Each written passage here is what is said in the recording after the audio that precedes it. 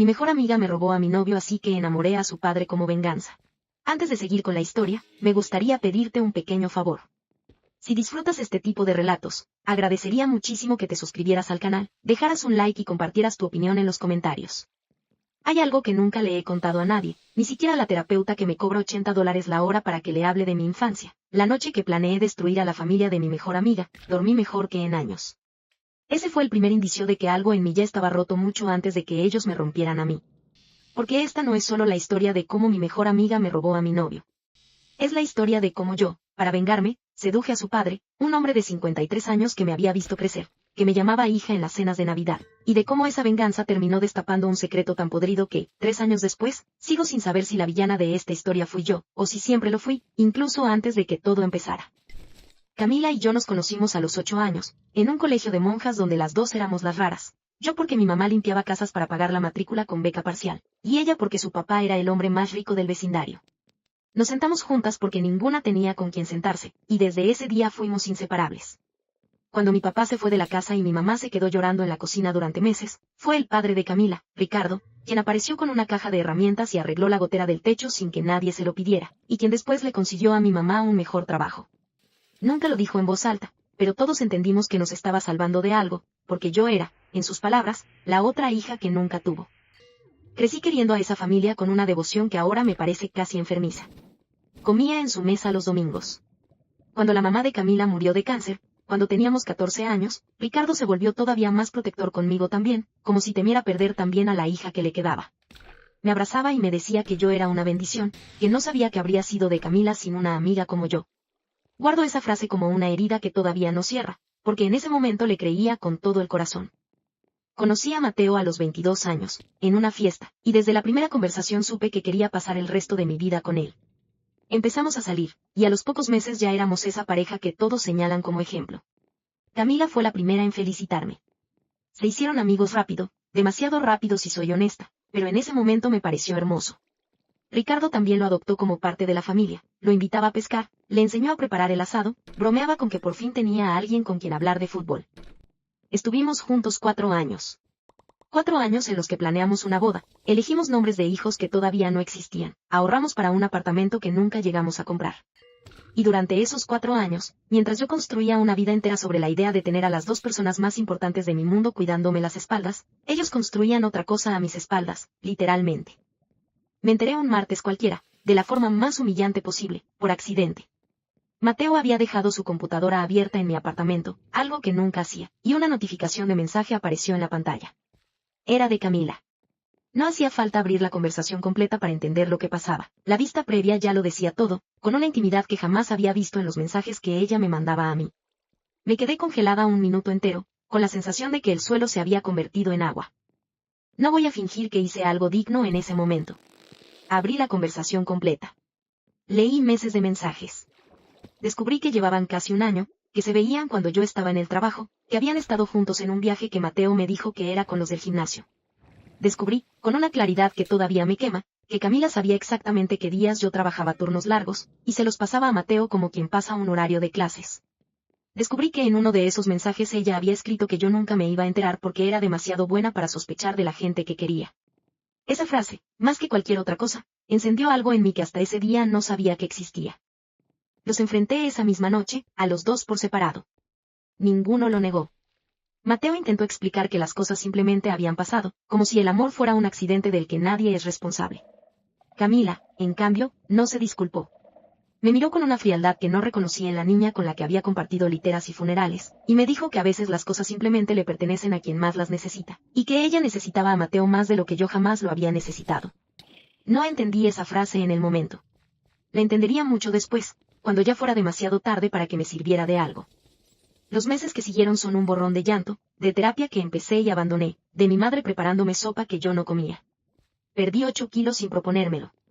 Dejé de hablar con la mayoría de nuestras amistades en común, porque casi todas eligieron el lado de Camila, que además de robarme al novio se quedó con el grupo de amigas que habíamos construido juntas durante 15 años. Fue en ese vacío donde empezó a formarse la idea. No nació de un solo pensamiento, fue más bien como un óxido que se va formando lentamente en un metal expuesto a la humedad, invisible al principio, y de repente ya está ahí, corroyendo todo. La idea era simple y a la vez monstruosa. Si Camila me había arrebatado lo que más amaba sin el menor remordimiento, yo iba a arrebatarle a ella lo único que le importaba más que cualquier novio, más que cualquier amiga, más que su propia reputación. Su padre. El pilar sobre el que se sostenía toda su identidad desde que su madre había muerto, la persona a la que llamaba cada noche antes de dormir aunque tuviera 30 años. No quería el dinero de Ricardo. Quería, simplemente, meterme en el centro exacto de su mundo y desde ahí hacerlo colapsar, del mismo modo silencioso en que Camila había hecho colapsar el mío. Empecé a visitar a Ricardo por accidente. Le escribí con una excusa transparente, preguntarle si tenía fotos viejas de la niñez de Camila y mía, porque quería hacer un álbum. Él respondió encantado, diciendo que la casa siempre había sido mi casa. Esa frase, dicha con tanta naturalidad, debería haberme detenido. No lo hizo.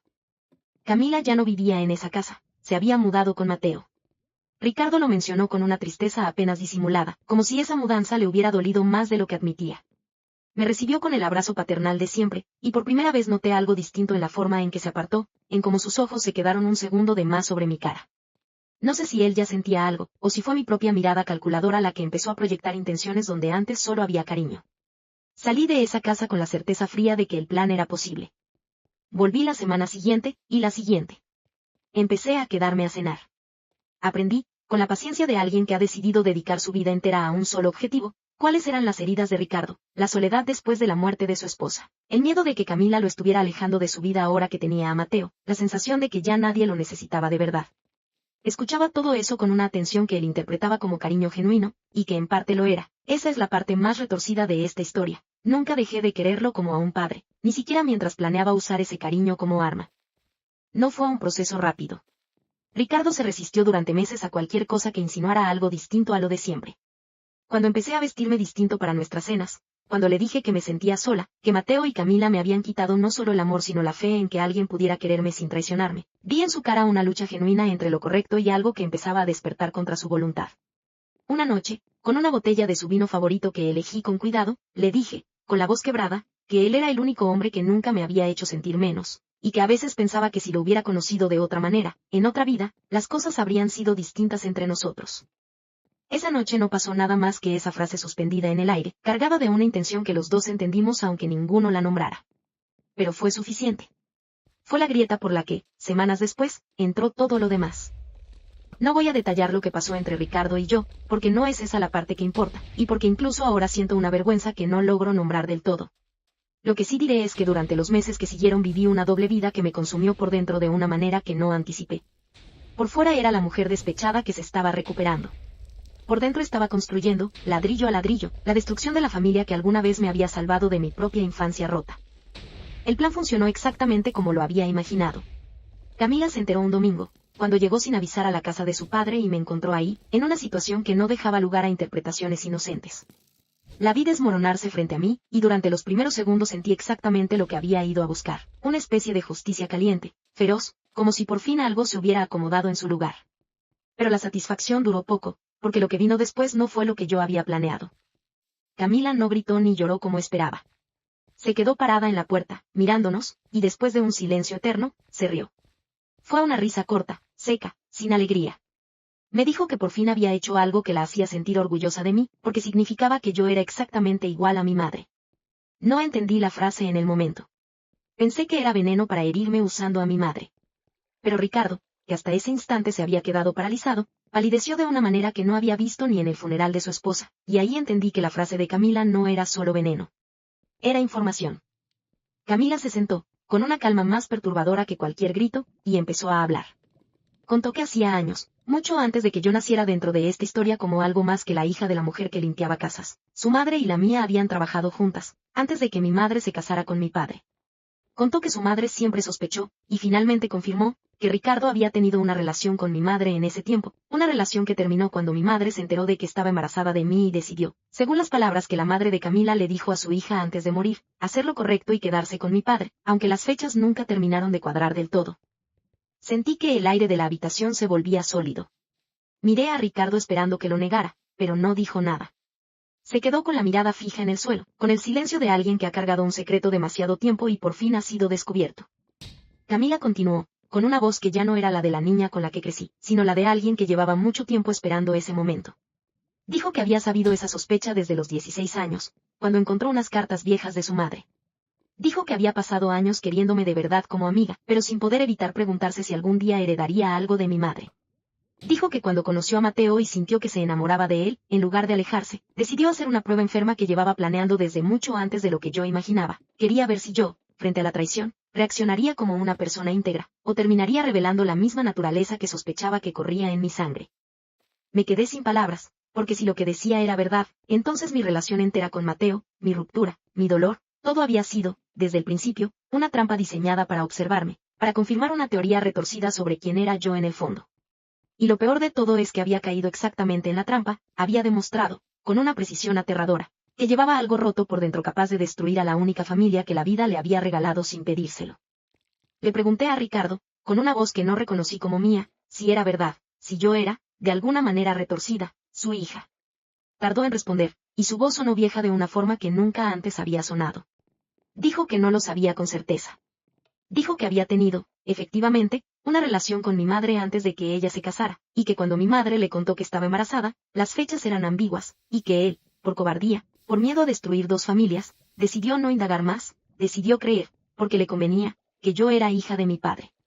Dijo que había pasado 20 años ayudando a mi familia, cuidándome, queriéndome, sin saber con certeza si lo hacía por generosidad o porque en el fondo sabía, sin querer admitirlo, que yo podía ser su sangre. No puedo describir lo que sentí en ese momento. Fue como si el suelo bajo mis pies, que ya se había convertido en agua meses antes, ahora se convirtiera en algo todavía más inestable, un vacío absoluto donde ya no sabía ni siquiera quién era yo, de dónde venía, ni con qué derecho había construido una venganza sobre los cimientos de una familia que quizás, de una manera monstruosa, también era la mía. Salí de esa casa esa misma noche y no volví a hablar con ninguno de los dos durante meses. Cada vez que intentaba procesar lo sucedido, mi mente se quedaba atascada en un bucle imposible de resolver. Si Ricardo era mi padre biológico, entonces lo que había pasado entre nosotros era algo tan oscuro que preferí, durante mucho tiempo, enterrarlo en el fondo más profundo de mi memoria. Me hice una prueba de ADN un año después, cuando finalmente reuní el valor. No se lo dije a nadie. La pedí en secreto, con una muestra de saliva de Ricardo que conseguí de un vaso que dejó olvidado en el funeral de una tía lejana, donde coincidimos por obligación y no cruzamos palabra. Envié las muestras a un laboratorio y esperé 3 semanas que se sintieron como 3 años. El resultado llegó un martes por la tarde, mientras estaba sola en mi apartamento, el mismo donde años antes había descubierto los mensajes entre Mateo y Camila. Abrí el correo con las manos temblando de una manera que no habían temblado ni siquiera con la traición original. Lo leí 2, 3 veces, para estar segura de entenderlo bien. Ricardo no era mi padre biológico. La probabilidad de paternidad excluida era del 99,99%. No había ambigüedad posible. Mi padre, el hombre que se había ido de casa cuando yo tenía 16 años, el hombre al que apenas había vuelto a ver desde entonces, era efectivamente mi padre biológico. Ricardo nunca lo fue. Lloré durante horas esa noche, pero no de alivio como cualquiera esperaría. Lloré porque entendí, con una claridad devastadora, que todo lo que había pasado, la traición de Camila y Mateo, mi propia traición hacia ellos, la confesión de Ricardo, la duda que había carcomido mi identidad durante un año completo, todo había sido innecesario. Camila había construido toda una teoría, toda una trampa, sobre una sospecha que ni siquiera era cierta. Su madre, en su lecho de muerte, atormentada probablemente por sus propios celos del pasado, le había dejado a su hija una duda envenenada sin fundamento real, y esa duda había sido suficiente para destruir a 4 personas. Contacté a Camila por primera vez en más de un año. Le mandé el resultado del laboratorio, sin comentarios. Tardó 4 días en responder. Cuando lo hizo, su mensaje no tenía el tono triunfal ni cruel que esperaba. Era, extrañamente, un mensaje quebrado, casi infantil, en el que admitía que después de haber destruido nuestra amistad, su relación con su padre y probablemente cualquier posibilidad de que Mateo confiara en ella algún día, ya no sabía si había ganado algo o si simplemente había incendiado todo para descubrir que el fuego no tenía ningún propósito real detrás. Nos vimos una sola vez después de eso, en un café neutral. Le pregunté por qué, si tenía tantas dudas sobre mi origen, no simplemente me lo había preguntado directamente en lugar de construir todo ese laberinto de dolor. Me dijo, con una honestidad que no esperaba, que una parte enferma de ella siempre había sentido celos de mí, de que su padre me quisiera con la misma intensidad con la que la quería a ella, de que yo hubiera crecido siendo, en sus palabras, la hija perfecta que nunca lo decepcionaba. Dijo que la sospecha sobre mi paternidad, real o no, se había convertido en la excusa perfecta para permitirse odiarme sin culpa, para justificar el robarme lo que yo tenía, porque en su cabeza retorcida, si yo era hija de su padre, entonces de alguna manera yo ya tenía demasiado, y quitarme a Mateo era simplemente equilibrar una balanza que sentía desbalanceada desde la infancia. Fue la explicación más triste que había escuchado en mi vida, no porque la justificara, sino porque entendí que detrás de toda la crueldad calculada había, en el fondo, una niña herida que nunca aprendió a procesar sus propias inseguridades sin destruir a alguien más. Mateo y yo no volvimos a hablar salvo por un mensaje breve, meses después, en el que me contaba, sin que se lo preguntara, que su relación con Camila no había sobrevivido al escándalo, que se habían separado poco después de la confrontación, porque ya no podía mirarla de la misma manera sabiendo de lo que era capaz. No sentí ninguna satisfacción, lo cual me sorprendió más que la noticia en sí. Solo un cansancio profundo, el de después de una guerra larga sin verdaderos vencedores, solo sobrevivientes con distintos grados de daño. Con Ricardo la situación fue la más difícil de resolver. Durante meses no supe si odiarlo por haber permitido que la relación entre nosotros llegara hasta donde llegó, o sentir lástima por un hombre que había cargado 20 años una duda que terminó envenenando a toda su familia. Nos vimos una vez, casi un año después, en un evento al que ambos asistimos sin saberlo. No hablamos mucho. Me dijo, con voz genuinamente arrepentida, que lamentaba cada decisión que había tomado, que debería haber hecho la prueba hacía 20 años en lugar de vivir con una duda que terminó dictando decisiones que jamás debieron tomarse, y que la culpa de no haber tenido el valor de enfrentarla a tiempo era completamente suya. Fue lo más parecido a una disculpa real que recibí de cualquiera de los tres. Han pasado 3 años desde entonces. No hablo con Camila, aunque a veces, en las noches en que no puedo dormir, pienso en la niña de 8 años con la que compartí pupitre, y me pregunto en qué momento exacto esa amistad empezó a pudrirse sin que ninguna lo notara a tiempo. No hablo con Mateo, y no me queda ni rencor ni cariño, solo la sensación distante de haber compartido 4 años con alguien mucho más débil de lo que aparentaba. Con Ricardo intercambio, de vez en cuando, un mensaje breve en fechas señaladas. No hemos vuelto a hablar de lo que pasó entre nosotros, y probablemente nunca lo hagamos, porque hay heridas que no se cierran hablando, solo con el tiempo y la distancia suficiente para dejar de sangrar sobre cada cosa nueva que uno intenta construir. Lo que más me atormenta, más que la traición original, más que la venganza que ejecuté con una frialdad que todavía no reconozco como propia, es la pregunta que Camila dejó flotando esa noche en la sala de su padre, la pregunta que ni siquiera necesitaba una respuesta biológica para ser cierta, si yo era capaz de hacer lo que hice, de seducir deliberadamente al hombre que me había criado casi como un padre, de destruir una familia entera con la fría precisión de alguien que ha planeado cada paso durante meses. ¿Qué parte de eso era realmente producto del dolor que me habían causado, y qué parte ya estaba ahí, esperando una excusa lo suficientemente grande para salir a la luz? No tengo una respuesta cómoda, y sospecho que nunca la tendré. Empecé esta historia pensando que era la víctima, la mujer traicionada que solo buscaba justicia, y terminé descubriendo que en el proceso de buscar esa justicia me convertí en algo que ni siquiera reconocía en el espejo. Camila me robó a mi novio, sí.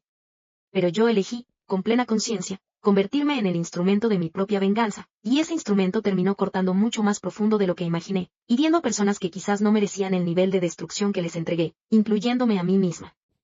A veces pienso que la verdadera tragedia de esta historia no es la traición ni la venganza, sino el hecho de que 4 personas que alguna vez se quisieron genuinamente terminaron reducidas a esto, extraños que se cruzan en eventos sociales y desvían la mirada, cargando cada uno su propia versión de la misma historia, preguntándose en las noches de insomnio si las cosas podrían haber sido distintas si alguien, en algún punto del camino, se hubiera atrevido a decir la verdad antes de que fuera demasiado tarde para que sirviera de algo.